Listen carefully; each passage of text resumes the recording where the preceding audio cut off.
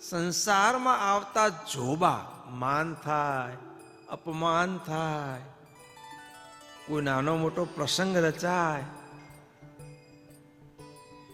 એ બધા જોબા નદી સરોવર જેવા હોય એ આત્મનિષ્ઠા વાળો પુરુષ તરી જાય, અને આત્મનિષ્ઠા ન હોય એ એમાં બિચારો દુઃખી થાય. પણ એ મૃત્યુ સમો મહાસમુદ્ર જેવો છે મરણનું દુઃખ, એને તરવું હોય તો બસ ભગવાનની ઉપાસના. એ આપણને મળ્યા છે સ્વામિનારાયણ ભગવાન, એમને વિશે નિષ્ઠા, બરો પાકી નિષ્ઠા, સર્વોપરી ભગવાન મને મળ્યા છે.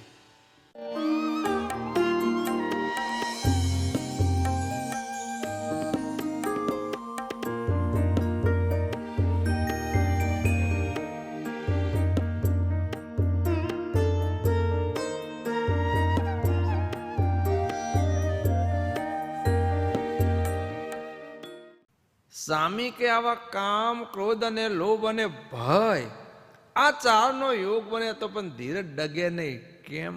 કયા ઉપાયથી? ત્યારે શ્રીજી મહારાજ કહે છે કે સ્વામી,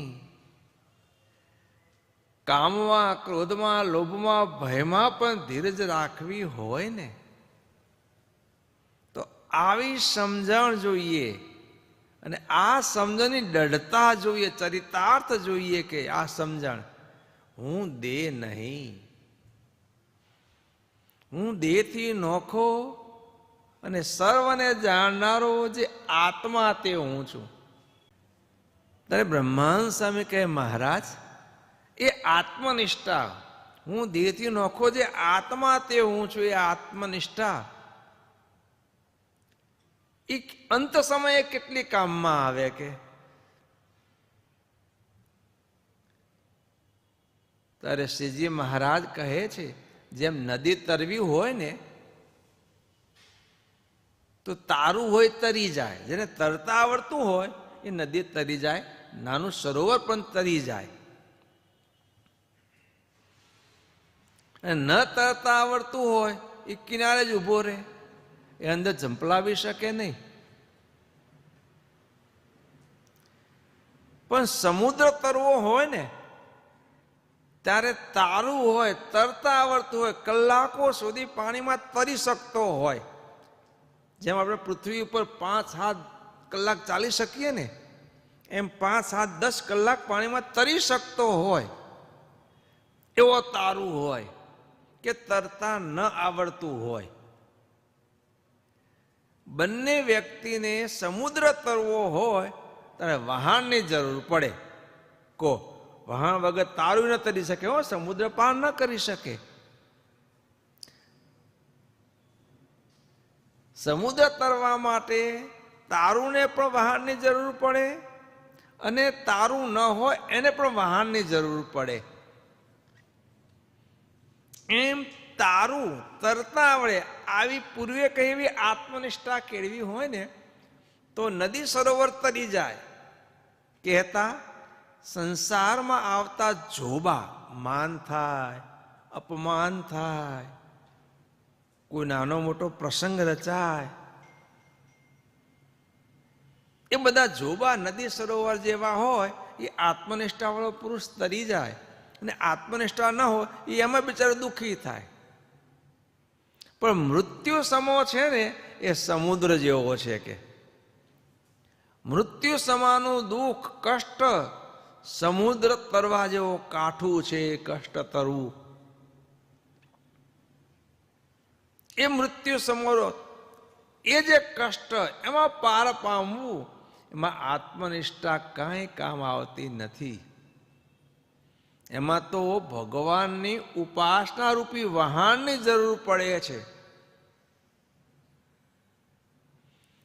સાંઈ બાપા પોતાની વાતોમાં પોતાના જીવનનો એક પ્રસંગ કહે છે, અનુભવેલો. બાપા કે હું નવો સંત બન્યો હતો. હા, સાંઈ બાપા કહે વિક્રમ સંવત 1886 આજુબાજુનો પ્રસંગ હશે લગભગ. બાપા ત્યારે સંત બન્યા છે, 4 મહિના બાપા કે થયા હતા અમને સંત બન્યા. અમદાવાદનું કાલુપુરનું મંદિર, સ્વામિનારાયણ મંદિર, એમાં સદગુરુ શ્રી ઘનશ્યામ જીવનદાસજી સ્વામી, મહાનુભાવન સ્વામીના આશીર્વાદના ઘનશ્યામ જીવન સ્વામી, ત્રણ સદગુરુની ત્રિપુટી, ઈશ્વરચરણદાસજી સ્વામી, વૃંદાવન સ્વામી અને ઘનશ્યામ જીવન સ્વામી. એમાં ઘનશ્યામ જીવન સ્વામી માદા પડ્યા, એમને અંત અવસ્થા આવી અને આખા શરીરે સોજા ચડી ગયા. ઓયકારો અડી જાય, ઓયકારો નીકળી જાય, ન બેઠું રહેવાય, ન સૂતું રહેવાય. એમના સેવકો સંતો ઘણી સેવા કરે પણ શાંતિ થાય નહીં.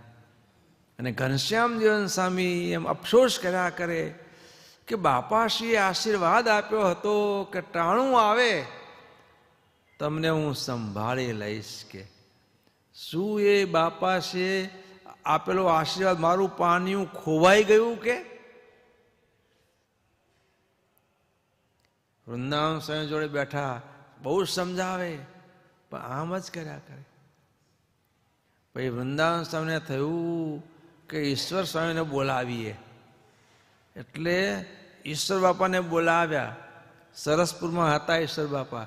ત્યારે ઈશ્વર બાપા સાંઈ બાપાને સાથે લઈ કાલુપુર મંદિરમાં પધાર્યા અને પછી ઘનશ્યામ જીવન સ્વામી પાસે જઈને બિરાજમાન થયા. સાંઈ બાપા કે હું પણ સાથે બેઠો હતો. કે અને આમ ઘનશ્યામ જીવન સ્વામી પશ્ચાતાપ કર્યા કરે અને બહુ કર્યા કરે. ઈશ્વર બાપાએ કહ્યું કે સ્વામી, બાપાશ્રીના ચોપડામાંથી ક્યારે કોઈ પાનિયું ખોવાય નહીં. સ્વામી તમે યાદ કરો, આપણે દર વર્ષે બાપાશ્રી પાસે જતા અને આ મહાસભાનો કેસ શરૂ થયો અને બાપા કેટલા આપણે એમના બાપાના સાથમાં રહ્યા, કેટલા પ્રસન્ન.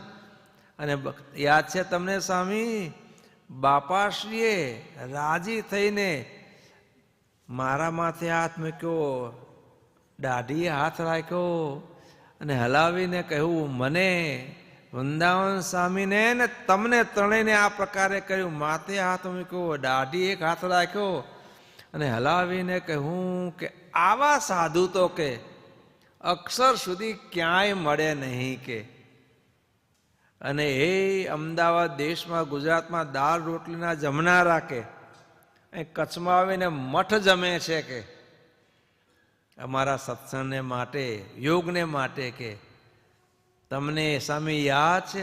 હા સ્વામી, બાપાશ્રીએ મારા મસ્તકે એક હાથ રાખ્યો, એક દાઢીએ રાખ્યો અને હલાવીને કહ્યું કે આવા સાધુ કે અક્ષર કોટી સુધી ક્યાંય મળે નહીં. બસ એ બાપાશ્રીનો રાજીપો, એ અત્યંત હર્ષાવન બાપાની મૂર્તિ. હા સ્વામી, હા સ્વામી કર્યું.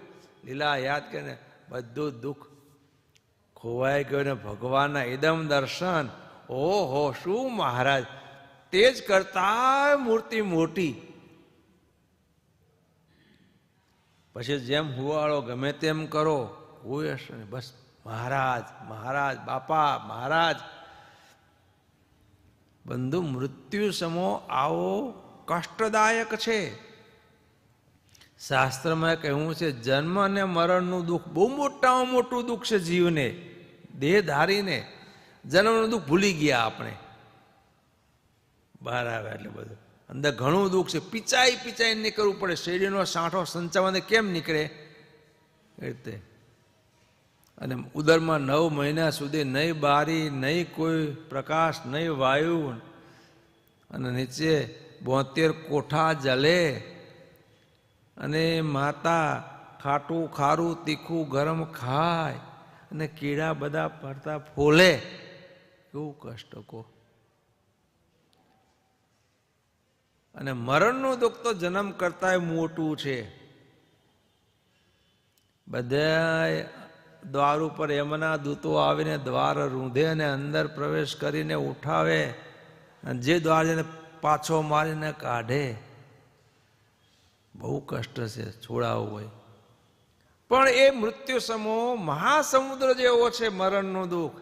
એને તરવું હોય તો બસ ભગવાનની ઉપાસના. એ આપણને મળ્યા છે સ્વામિનારાયણ ભગવાન, એમને વિશે નિષ્ઠા, બરો પાકી નિષ્ઠા, સર્વોપરી ભગવાન મને મળ્યા છે. અને એ ભગવાનના જે આ લીલા ચરિત્ર ભક્તિમાં મનને ગૂંચવી મેળવાનું, એમની નાદવંશીય પરંપરાએ આપણને જે લાભ આપ્યા હોય, આપણી જે પ્રાર્થનાઓ તે સ્વીકારી હોય, અને જે આપણને સુખ આપ્યા હોય એ બધાને યાદ કર્યા કરવાના. બંધુ એકદમ શાંતિ વર્તે.